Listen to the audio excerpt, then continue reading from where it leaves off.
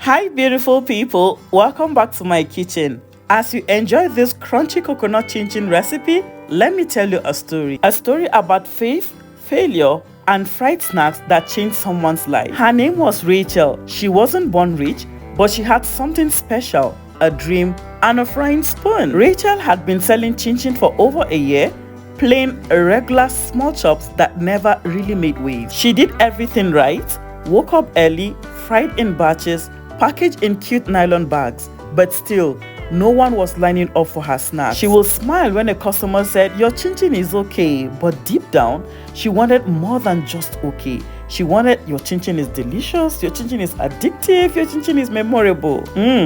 One night, after a long day with zero sales and soggy chinchin leftovers, Rachel slumped on her old couch and cried. That kind of cry where your chest shakes, but you don't want to wake anyone. She whispered, "Grandma, if you were here, you'd know what to do exactly." Rachel's grandma had passed 5 years ago. She was a legend in their town, known for her unforgettable coconut snacks. She never measured anything, just vibes and love. And that fateful night, as if the heavens were listening, Rachel saw a worn-out box while cleaning the kitchen. She opened it and her heart stopped. It was her grandma's old handwritten recipe book, smelling of age, oil, and memories. When she opened the book, the very first page, written "Coconut Chinchin," written with love, and beside it a note, "For special days, this one brings your customers back." Rachel wiped her tears and smiled. "Grandma, let's do this." The next day, with trembling hands and hopeful heart, she got fresh coconut, grated it, mixed it into the flour, added milk, nutmeg, butter, and fried that chinchin like it was a golden treasure. She packed it into small containers, added a sticker, and sent it to one loyal customer. Then she waited and almost gave up until a knock at the gate. It was the same client, but this time with 4 other people behind her. "Rachel, that chinchin, we need more. My husband said it's the best he has ever tasted in his entire life. I told my friends and now they all want." That day, Rachel sold out before evening and the orders kept coming week after week, month after month. Rachel didn't just fry chinchin anymore. She sold memories, crunch, and grandma's magic. She went from one small frying pan to hiring 2 staff.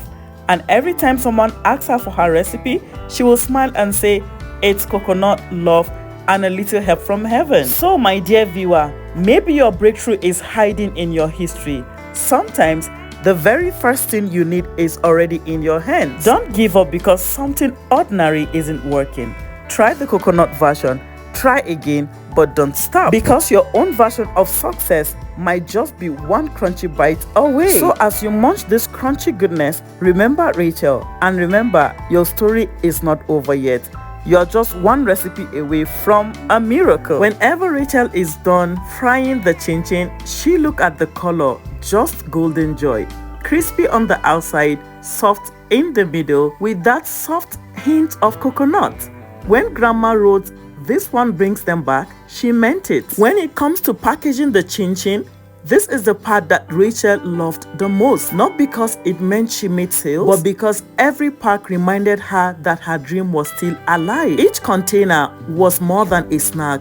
It was a story, a testimony. When Rachel tasted this for the very first time, she was surprised. She was shocked that she actually made that. But that's what happened when you cook with your heart and heritage. It's like the recipe whispers to your hands and say, "Now it's your turn." My dear positive vibers, maybe you've tried something before and it didn't work. Maybe you've sold things, cooked things, posted videos, and the world didn't respond. But let me remind you, there is something in you that the world hasn't tasted yet. Do not stop now. Maybe it is your coconut chinchin moment next. Maybe your own grandma's recipe is just waiting to be discovered. Or maybe your breakthrough is already sitting in your hands. Sometimes it's not about adding more flour. It's about going back to where the flour began. Sometimes it's not about hustling harder, but about listening deeper to your story, to your roots, just like Rachel did. And that changed everything for Rachel. Have you ever made coconut chinchin before? What is that one snack recipe that reminds you of home? Drop it in the comments.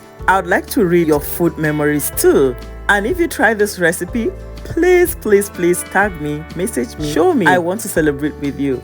Also tell me, what is that one food business idea you have been sitting on but haven't tried yet? Let's encourage each other, because in this kitchen, we don't just cook, we build dreams. If you are new here, welcome on this channel.